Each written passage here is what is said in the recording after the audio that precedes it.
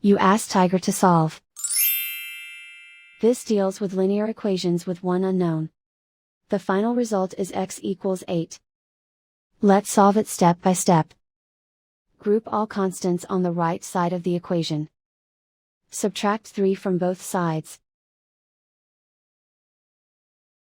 Group like terms. Simplify the arithmetic.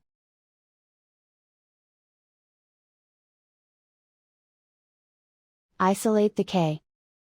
Multiply both sides by inverse fraction 4 over -1.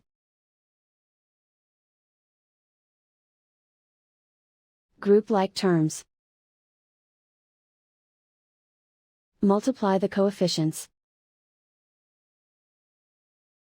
Simplify the arithmetic.